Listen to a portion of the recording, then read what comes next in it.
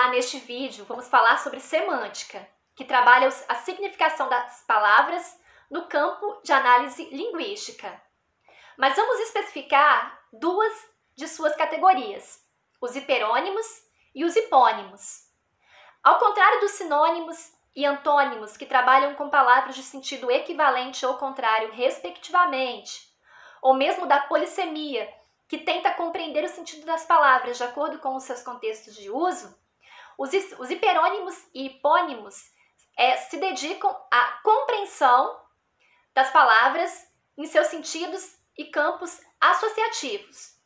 Ou seja, quando eu trabalho hipônimos e hiperônimos, eu não estou tentando contextualizar palavras nem entender as suas equivalências, mas tão somente compreender como o campo associativo de sentido em torno dessas palavras pode facilitar a minha linguagem, tanto nos campos da escrita como da fala.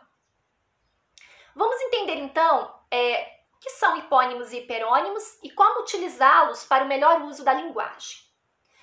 Os hiperônimos são palavras de sentido genérico. A palavra hiperônimo é formada por um prefixo, o hiper, que em grego significa sobre, ou seja, acima. Em sentidos gerais, né, quando apropriada numa palavra agora em língua portuguesa, hiperônimos, isso significa que toda palavra que é hiperônima, ela possui um sentido genérico em relação a outras palavras. Eu posso então exemplificar aqui. Quando eu me refiro a uma instituição qualquer, né? Escola, por exemplo. A palavra escola, ela tem um sentido muito genérico. E todo e qualquer indivíduo em sociedade, ele consegue construir na imagem mental o que seria essa instituição. E a palavra escola, ao fazer isso, né, ao associarmos ela internamente, ela traz consigo tantas outras palavras associáveis que estão no mesmo campo de significação, como, por exemplo, alunos, professores, livros, provas, carteiras, material escolar. É uma palavra genérica que leva-nos a associar inúmeras outras palavras não genéricas, porém específicas, ao termo. O hipônimo é exatamente o contrário. Enquanto o hiperônimo é uma palavra genérica, o hipônimo é uma palavra específica, né? Então, quando eu me refiro a uma palavra de índice geral, como por exemplo, biologia, sendo ela um hiperônimo, inúmeros hipônimos me vêm à cabeça, como por exemplo, plantas, pesquisa, animais, genética. E o uso de um hiperônimo naturalmente me leva à associação da existência de inúmeros hipônimos, sendo que as duas categorias, hiperônimos e hipônimos, se completam por isso. Porque se eu disser banana, maçã, pêssego, uva, eu naturalmente também vou associar a uma palavra mais genérica, que são frutas. E ao passo que eu digo frutas, eu automaticamente associo essa palavra genérica a outras específicas. Dessa forma, o estudo de hipônimos e hiperônimos também é o estudo do campo associativo de palavras, as de sentido genérico e as de sentido específico, sendo que ambas se encontram dentro de um mesmo discurso quase que naturalmente, porque quando eu escrevo algo ou quando eu leio algo, né, ou também quando falo com o meu interlocutor acerca de algum assunto, é natural que no meu falar, na minha escrita, enfim, e também na minha leitura, exista o tempo todo a associação de campos genéricos e de campos específicos. Também uma mesma palavra, ela pode ser hipônima em alguma situação e hiperônima em outra. Por exemplo, quando eu me refiro ao termo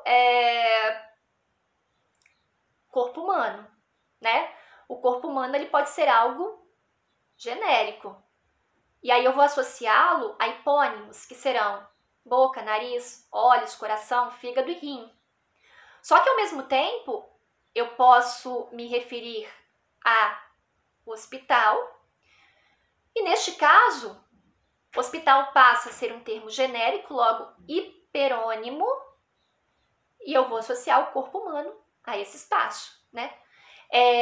Então, uma mesma palavra ela pode ser ora hipônima e ora hiperônima, sendo que algumas palavras são mais específicas por natureza e outras mais genéricas por natureza. Linhares, por exemplo, pode ser um hiperônimo, e aí eu vou lembrar da Pracinha 22, do HGL, do Emir de Macedo, da Faceli, como palavras hipônimas. Mas, ao mesmo tempo, se eu me refiro ao termo cidades, nesse caso, cidades é um hiperônimo, né? E Linhares passaria a ser, então, um hipônimo desse hiperônimo, mostrando para vocês que a questão ali de uma palavra ser hipônima ou hiperônima, dela ter esse sentido ou não, também pode ser contextualizada. Tá, mas como eu utilizo isso na prática? Que fins podem me levar a melhorar a minha fala, a minha escrita, a minha leitura, utilizando-se desse conhecimento? Bom, no sentido da interpretação de texto, né, quando eu preciso ler algo, interpretá-lo e posteriormente mostrar a minha interpretação, seja por meio de um questionário objetivo ou discursivo, ou mesmo por meio da fala, as palavras presentes neste texto, elas me conduzem também à associação do assunto e à melhor interpretação desse assunto, né? Então, quando eu leio um texto e eu encontro inúmeras palavras lá, e todas elas fazem parte de um mesmo campo associativo, ou seja, elas fazem parte de um mesmo...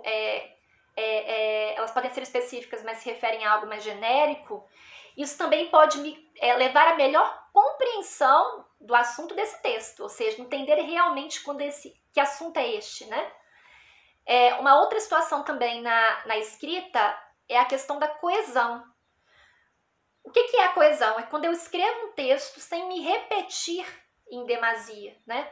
Ou seja, eu posso até repetir o assunto, eu posso até repetir a ideia, mas eu não posso repetir as palavras que eu uso no texto.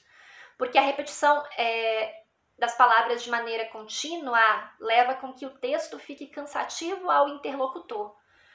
Também a fala, né? Quando eu uso muito o mesmo termo e repito esse vocábulo o tempo todo, isso também leva o interlocutor a um cansaço mental.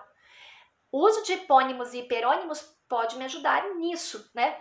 Porque se eu digo assim, ginástica, futebol, corrida e natação são importantes para a saúde. Por quê?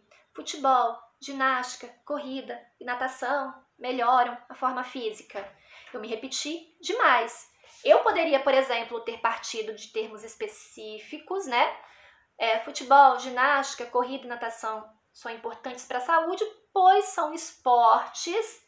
E aí, ao utilizar o termo esporte, eu estaria utilizando um hiperônimo para substituir 4 hipônimos citados anteriormente. E o meu texto ficaria muito mais claro, muito mais conciso, muito mais bem escrito do ponto de vista estilístico, tá? Então, também essa é uma outra possibilidade de melhoria da fala pela aplicação dos hipônimos e hiperônimos.